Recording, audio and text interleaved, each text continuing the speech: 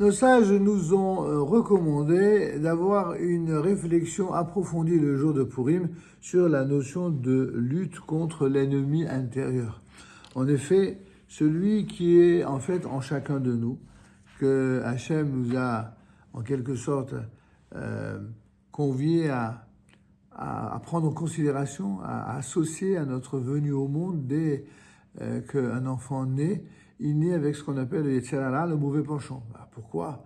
Puisque Dieu souhaite que nous agissions dans le bien, pourquoi il met en nous, il place en nous un mauvais penchant, pour nous obliger depuis la naissance à comprendre que le bien, c'est l'absence de bien, ou le mal, l'existence du mal ne peut venir dans ce monde que lorsque les gens ne se battent pas contre le mal.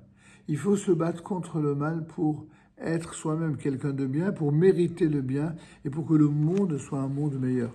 Il n'existe pas une possibilité que le monde soit meilleur en laissant faire, laissant passer absolument tout ce que chacun pourrait se laisser aller à faire, attiré par le mal. Et c'est pourquoi c'est cette guerre intérieure qui est la fameuse guerre aussi contre Amalek. La lutte contre Amalek n'est pas juste l'ennemi juré d'Israël, c'est également l'ennemi intérieur, l'ennemi intérieur qui est en chacun de nous et qui nous guette dans le but de nous empêcher de servir Dieu tout simplement.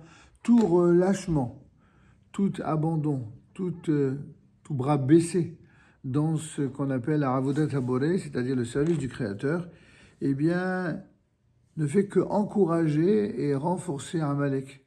Ce sera en nous gardant évidemment de toute faute, qu'elle soit volontaire ou involontaire, que nous pourrons contribuer à anéantir ce fameux Amalek, ce fameux ennemi intérieur.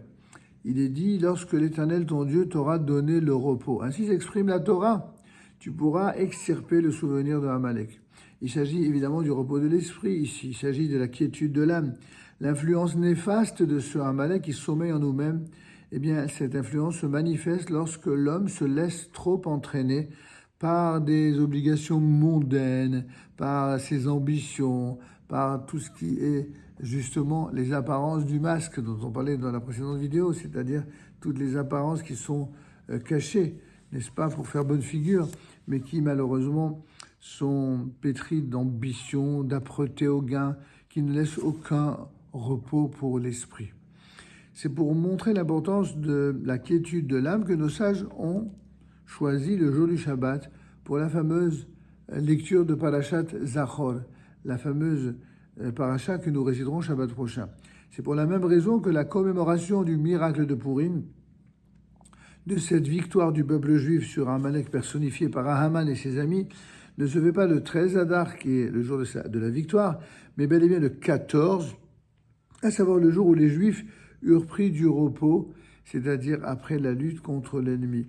Eh bien oui, même la façon de festoyer ne peut se faire en conservant la dignité requise que lorsqu'il y a eu un temps de repos. C'est un des messages clés également de cette lutte contre Amalek.